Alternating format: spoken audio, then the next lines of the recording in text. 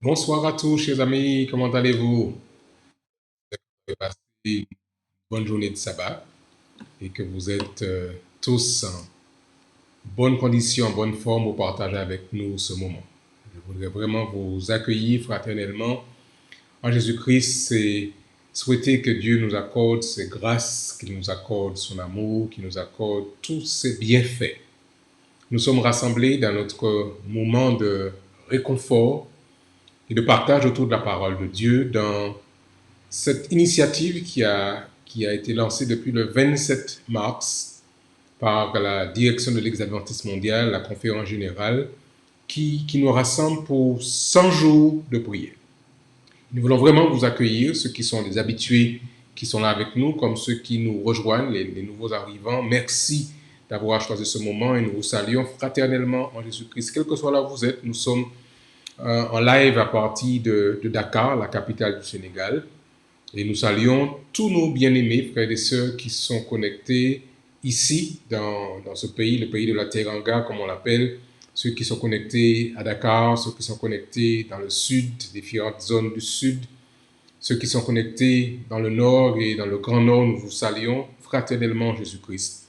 Comme nous saluons en même temps ceux qui nous soutiennent depuis plus loin, depuis la France métropolitaine, depuis les Antilles françaises, depuis Haïti, depuis Saint-Domingue, depuis le Canada, depuis les États-Unis, ceux qui nous soutiennent dans tout le grand bassin de l'Afrique de l'Ouest, Mali, Côte d'Ivoire, Cameroun. Nous sommes vraiment très heureux de ce que nous pouvons nous retrouver ensemble pour partager un moment de réconfort spirituel autour de la parole de Dieu. Merci à chacun d'entre vous et que Dieu nous accorde ses grâces et pendant ces jours qui nous restent, que nous puissions vraiment recevoir de la part de Dieu ces bénédictions nombreuses. Ce soir, nous sommes dans le 58e jour de ce cheminement qui a commencé, je disais, le 27 mars. 58 jours déjà que nous sommes rassemblés et nous voulons aller jusqu'au bout de cette démarche, jusqu'au 4 juillet, par la grâce de Dieu, pour rechercher la puissance du Saint-Esprit,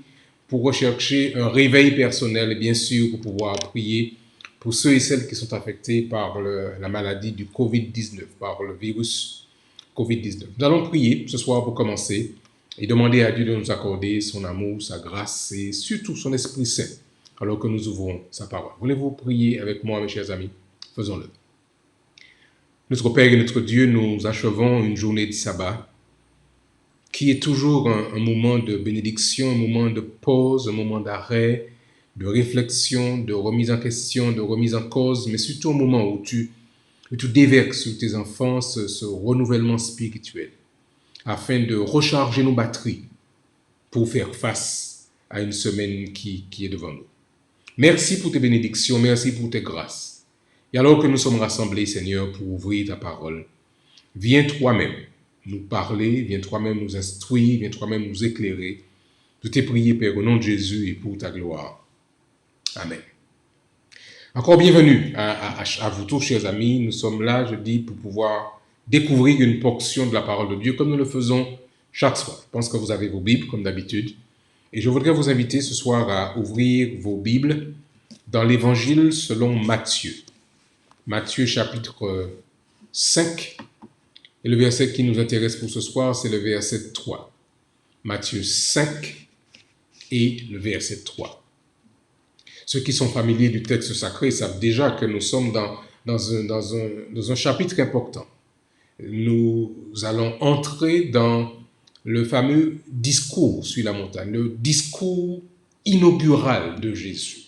Quand il vient présenter son plan. Vous savez, à l'époque, comme c'est encore le cas aujourd'hui, les hommes cherchent des solutions, les hommes soupirent après une réponse à leurs problèmes profonds. Et ce jour-là, Jésus fera justement cela. En effet, quand vous lisez le début du chapitre, tel que nous le rapporte Matthieu, Jésus voit la foule. Et au-delà des personnes, il lit les cœurs, il comprend les états d'esprit, il entend les aspirations profondes de chaque individu sur cette terre. Voyant la foule, Jésus monta sur la montagne Et après qu'il se fut assis, ses disciples s'approchèrent de lui.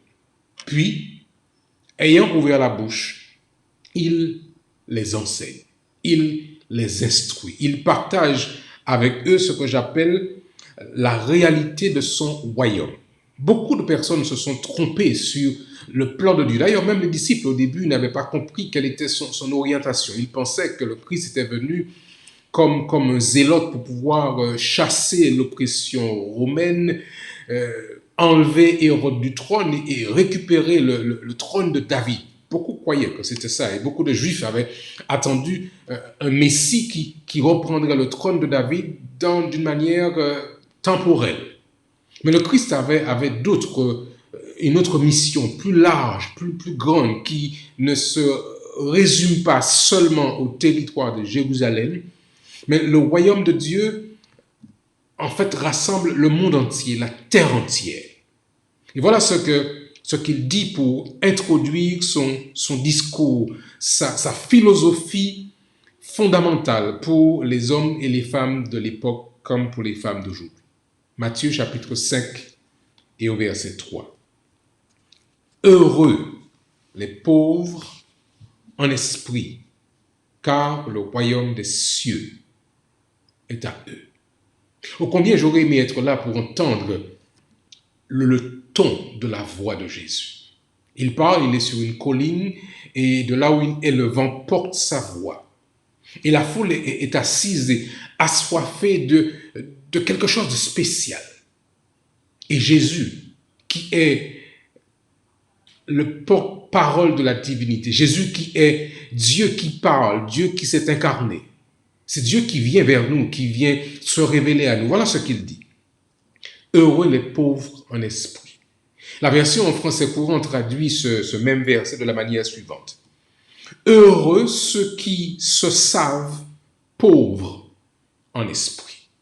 Alors, vous comprenez bien qu'il va dans un registre qui est assez profond. Il n'est pas dans la superficialité. Il est dans une invite à réfléchir profondément sur l'état de chacun d'entre nous. La version de traduction Martin dit le même verset de cette manière. Bienheureux sont les pauvres en esprit. Alors il commence, vous comprenez bien, on appelle d'ailleurs cette portion les béatitudes, paroles de bénédiction. Béni soit, blessed are, vous disent en anglais. Heureux, béni soit, bienheureux sont que ceux qui se savent pauvres en esprit. Alors c'est peut-être contradictoire. Parce qu'aujourd'hui, la tendance actuelle, c'est de ne pas vouloir reconnaître qu'on est pauvre d'esprit. L'homme veut affirmer son autorité, son intelligence, son savoir. Et très souvent, les hommes vont afficher leurs connaissances, leurs diplômes, leurs compétences, leur savoir-faire. Et l'homme, de manière générale, sans vouloir dire « je n'ai pas besoin de Dieu ». Nous sommes riches, nous sommes brillants, nous sommes au contrôle de notre vie. Or, le Christ prend le contre-pied de la pensée de l'époque comme il prend le contre-pied de la pensée actuelle pour dire à vous et à moi aujourd'hui, dans ce temps du Covid-19, heureux les pauvres, et il ne dit pas financièrement, les pauvres en esprit. Bienheureux, si on prend notre traduction, bienheureux ceux qui sont pauvres en esprit, ou encore heureux ceux qui se savent pauvres eux-mêmes. C'est la conscience de notre état légitime, de notre situation réelle, la conscience de notre nature intrinsèque. Mesdames et messieurs, chers amis, frères et sœurs, l'homme doit savoir aujourd'hui que sans Dieu, il n'est rien. Sans Dieu, il est pauvre, il n'a pas une trajectoire définitive, il ne sait pas où il va. Sans Dieu, il ne sait pas quelle est l'issue de la vie. Et donc, ceci nous place dans une situation de fragilité, de pauvreté, mais il est important, dit le Christ, que l'homme reconnaisse son état de pauvreté et quand il le reconnaît, il va chercher de l'aide. une aide extérieure à lui-même. Et ceci est un élément qui est difficile parce que depuis le début, depuis le discours de la Genèse, l'adversaire, celui qu'on appelle Satan, a voulu faire croire à l'homme qu'il n'a pas besoin de Dieu. Il disait, vous vous rappelez sans doute dans le verset de la Genèse, vous serez comme des dieux. Vous n'avez donc pas besoin de Dieu, vous pouvez vous suffire à vous-même. Et aujourd'hui encore, on voit comment les hommes, l'humanité en général, pense pouvoir se suffire à elle-même. Et le Christ nous dit que la première clé du bonheur, c'est de tout d'abord reconnaître que sans Dieu, nous sommes sans rien, nous sommes vides. Heureux ceux qui considèrent et qui reconnaissent leur état actuel, qui sont conscients de l'état de l'homme et de l'humanité aujourd'hui. Vous savez, nous sommes presque comme une bougie, comme une flamme. Et nous sommes aujourd'hui vivants et puis il suffit que quelqu'un souffle dessus. Et nous ne sommes rien. Nous sommes finis. Notre vie n'est là que retenue par un souffle. Et le Christ nous invite à faire cet examen de notre situation, de notre condition. Au début de l'année, quand nous avons commencé l'année 2020, qui aurait imaginé que la Terre entière, serait arrêtée par un petit virus, Covid-19. Et les grands de la Terre, les riches, les puissants, ne pensaient pas qu'eux pouvaient eux aussi être affectés par ce virus. Et on se rend compte que le virus affecte tous, les grands et les petits, les riches comme les pauvres. Personne n'est épargné par ce virus. Et nous sommes malgré nous forcés de nous rendre compte que nous avons vécu pendant un certain temps une situation de monde aux abois, ne sachant que faire.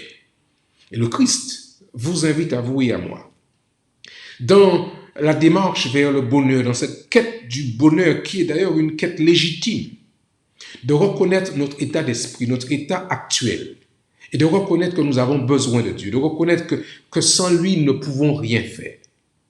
Heureux ceux qui se savent pauvres en eux-mêmes. Et puis la phrase qui va suivre, qui est importante, car le royaume des cieux est à eux.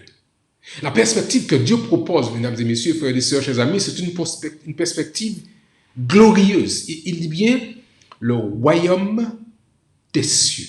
Quand on parle de royaume, on parle de domination. Celui qui est sur le trône a domination sur des sujets, sur un territoire. Et le Christ vous dit à vous et à moi que celui qui reconnaît son état d'esprit, ses limites personnelles, il dit, cette personne-là, le royaume des cieux est à elle.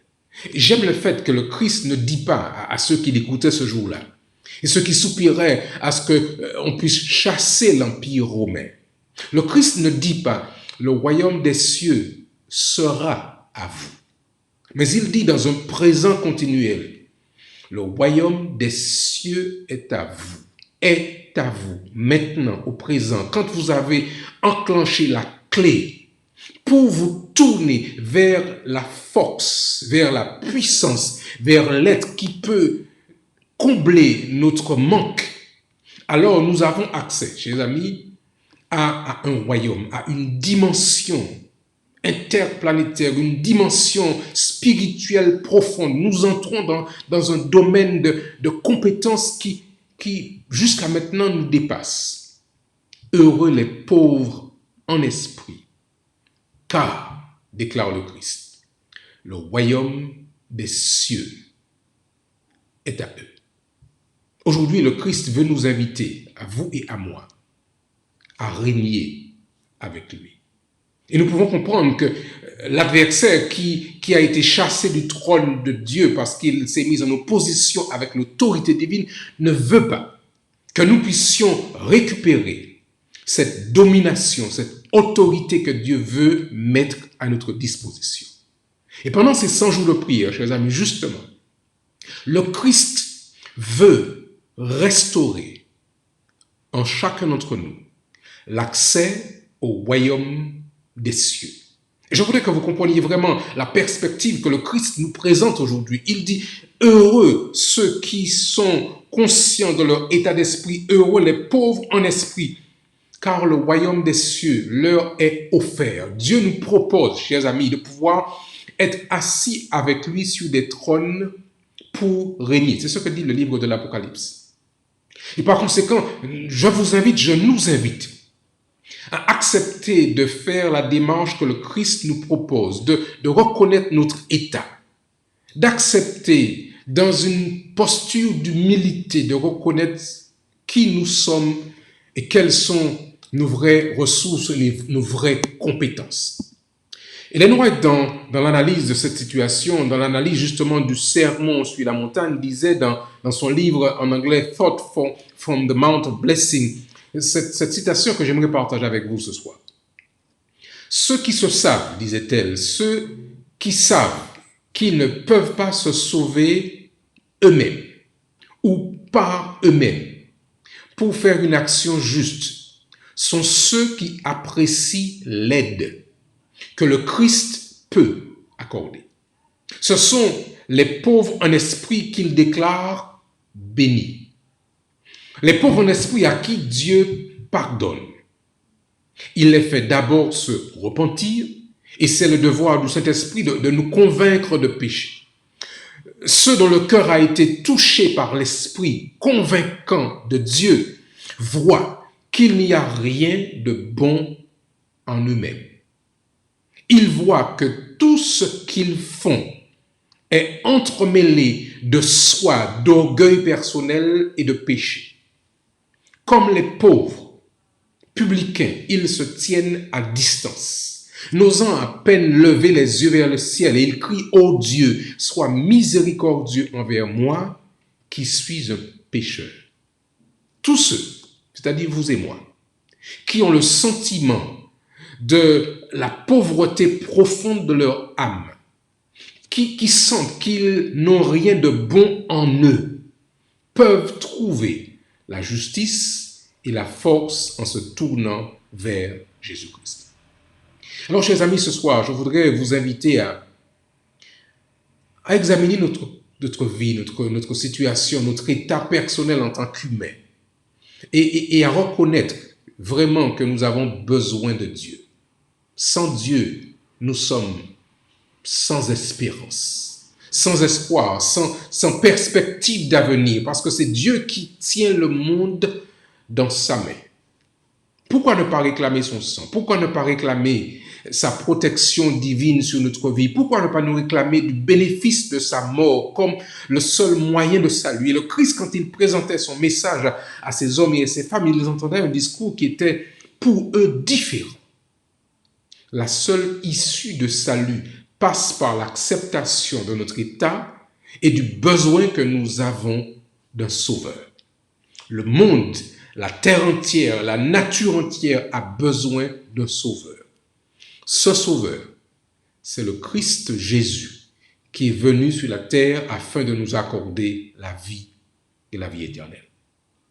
Nous voulons déjà remercier Dieu et louer Dieu de ce que nous avons cette opportunité de nous rassembler ce soir. Que nous pouvons partager avec vous ce message d'espérance, cette perspective de vivre avec Dieu dans son royaume et de régner avec lui. Le royaume des cieux est à eux. Dieu nous dit c'est à portée de main ce qu'il nous propose. Merci Seigneur pour ta main sur l'Afrique. Beaucoup avaient pensé que l'Afrique aurait été terrassée par ce virus. C'est des projections très sombres avaient été faites. Mais jusqu'à maintenant, l'Éternel met sa main. Et nous voulons continuer à prier pour que Dieu continue à protéger ce continent riche d'hommes et de femmes qui doivent découvrir Jésus-Christ. Nous prions pour que Dieu continue à protéger. Nous voulons déjà remercier Dieu de ce qu'il a mis la main sur ce continent. Nous voulons remercier Dieu avec Philippe dans la ville de Kananga. Là, il n'y avait pas d'émission radio avant les fermetures dues au Covid-19. Mais en cette période de crise, nous avons 4 émissions par semaine sur chaque station locale Et nous voulons louer Dieu avec nos frères et sœurs dans cette région du Kananga. Mais nous voulons continuer à prier. Je crois qu'il est fondamental que nous continuions à prier. Nous avons commencé un cheminement et ce cheminement nous invite à intercéder auprès de Dieu et qu'il bénisse la terre, mais qu'il bénisse des hommes et des femmes qui se tournent vers lui, conscients de leurs besoins de Dieu dans leur vie. Nous voulons prier pour que Dieu nous révèle notre état, que nous acceptions de le laisser entrer dans nos cœurs et que nous recevions la puissance du Saint-Esprit, la clarté de l'évangile du Christ par le Saint-Esprit pour découvrir que nous ne sommes pas des gens qui n'ont pas un avenir, qui n'ont pas une espérance, mais Dieu nous dit, comme il le dit d'ailleurs dans le livre de Jérémie, je t'ai créé avec un avenir et de l'espérance. Nous voulons prier ce soir pour ceux et celles qui sont en difficulté actuellement pour des raisons multiples et variées à cause du coronavirus, des situations financières, des situations de travail. Alors que la semaine va commencer, nous voulons prier pour un frère qui s'appelle Samuel, frère Samuel, qui souffre de douleurs atroces dans le bas du corps. Et le médecin ne sait pas quel est le problème. Nous voulons aussi prier pour une sœur Tabitha, à qui l'on a diagnostiqué un trou dans le cœur et qui souffre beaucoup. Nous voulons prier pour la guérison de notre jeune sœur Rachel, qui est elle aussi hospitalisée, afin que Dieu puisse prendre soin d'elle dans sa situation actuellement. Nous voulons vous recommander aussi Bélantine, qui elle aussi souffre d'une situation que Dieu peut régler. Nous voulons vous présenter Nathalie, pour laquelle nous avons prié la semaine dernière, et qui elle aussi est atteinte de maladie, et nous prions pour que Dieu la restaure, la rétablisse. Nous voulons prier pour nos frères et sœurs dans le centre chinois de Jakarta, en Indonésie, afin que les réunions qu'ils organisent du 9 mai au 20 juin soient un succès par la grâce de Dieu. Il y a déjà plus de 3000 téléspectateurs qui sont connectés et plus de 260 personnes se sont inscrits aux études bibliques. Nous voulons prier pour que Dieu manifeste sa puissance de manière particulière auprès de l'action qui a commencé dans ce centre chinois à Jakarta, en Indonésie. Je voudrais vous inviter, chers amis, alors que nous commençons la semaine, à prier avec moi, à prier avec foi, à prier avec sincérité, présenter à Dieu cette semaine et qu'il nous invite, qu'il nous accompagne à reconnaître notre état et à compter sur l'accompagnement biblique, sur l'accompagnement de Dieu, sur l'accompagnement du Saint-Esprit pour faire face aux défis qui seront devant nous pendant cette semaine. Je voudrais vous inviter, là où vous êtes, ici au Sénégal, que vous soyez en France, que vous soyez aux Antilles françaises, que vous soyez à La Réunion, que vous soyez au Mali, que vous soyez en Côte d'Ivoire, que vous soyez au Cameroun ou ailleurs, quel que soit là où vous êtes, je voudrais vous inviter, mes chers amis, à prier, parce que Dieu est prêt à nous entendre et est prêt à mettre à nos dispositions les clés du royaume. Prions, chers amis. Notre Père et notre Dieu, nous venons vers toi parce que nous reconnaissons notre état, nos limites. Nous ne pouvons pas nous sauver nous-mêmes. Et nous sommes forcés, Seigneur, de reconnaître que sans toi, nous ne pouvons rien faire. Nous sommes humains, mais en plus de notre humanité, nous avons été infectés, tous, par le virus du péché. Et nous avons besoin, Seigneur, de ce vaccin que toi, tu as déjà préparé, de cet antidote qui va nous immuniser pour faire face à la réalité du mal sur cette terre. Ce virus, ou plutôt ce vaccin, c'est le sang de Jésus. C'est le bénéfice du sang de Jésus qui nous donne accès à la vie éternelle, qui nous donne accès au royaume des cieux. Seigneur, nous voulons faire partie de ce royaume. Nous voulons que tu puisses redonner à l'homme la domination que tu lui avais donnée jadis sur cette terre. Domination qu'il a donnée à son adversaire, à notre adversaire. Et tu veux, Seigneur, nous redonner les clés du royaume. Merci de ce que tu entends notre prière en cet instant. Et que tu bénis ton peuple et tes enfants sur la surface du globe. Nous voulons, Seigneur, te présenter toutes ces personnes qui sont malades actuellement et qui souffrent. Frère Samuel qui souffre de douleurs atroces dans tout le bas de son corps. Sœur Tabitha à qui on a diagnostiqué, Seigneur, un trou dans le cœur. Nous te recommandons aussi notre jeune sœur Rachel qui est hospitalisée en cet instant. Bénis-la, soutiens-la, Seigneur, et accompagne l'équipe médicale qui doit la prendre en charge. Nous te recommandons, Seigneur, Bélantine, qui elle aussi doit être soignée par l'équipe médicale, que tu puisses prendre soin d'elle. Nous te recommandons Rosine qui continue sa convalescence. Nous te recommandons Nathalie qui elle aussi a besoin de toi dans sa santé. Seigneur, viens toi-même et prends soin de ceux et celles qui ce soir sont affectés par le Covid-19. Nous savons qu'il y a ça et là des poches de réveil de ce virus, mais nous savons aussi que tu es tout puissant et que rien ne t'est impossible. Alors nous te recommandons ces personnes, celles qui sont malades, celles qui souffrent, celles qui pleurent. Restaure, guéris, fais du bien à ton peuple et à tes enfants. Et alors que nous commençons une nouvelle semaine, une nouvelle période d'activité, viens protéger ton peuple.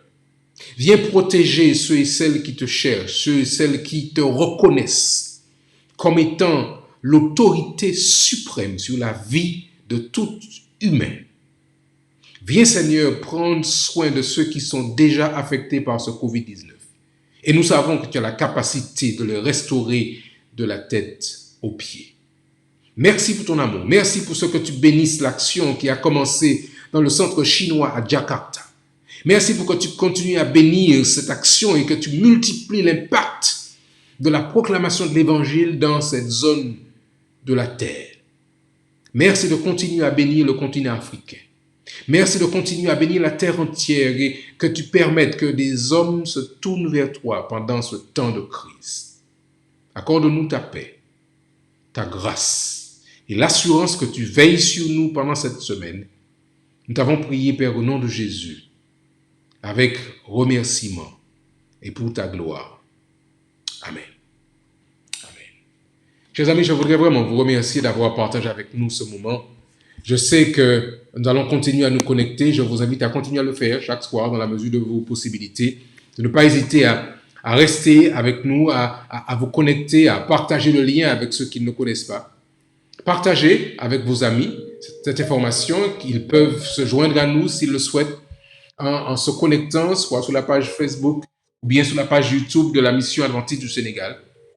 Vous pouvez bien sûr aussi partager avec nous vos expériences, vos souhaits, vos questions sur l'adresse email de la mission. N'hésitez pas à le faire. Mission Sénègue7@gmail.com. Mission Sénègue7@gmail.com. Nous vous souhaitons à tous une très bonne semaine en Jésus. Qu'il vous accorde ses grâces, qu'il vous accorde sa paix, qu'il veille sur vous, qu'il vous protège d'accidents à tous. Bonne soirée, bonne semaine à chacun d'entre vous. Que Dieu vous bénisse et qu'il vous... Comme chaque soir, nous avons rendez-vous sur cette même chaîne, même plateau, pour pouvoir partager avec vous le message, la parole. Bonsoir à tous. Que Dieu vous bénisse.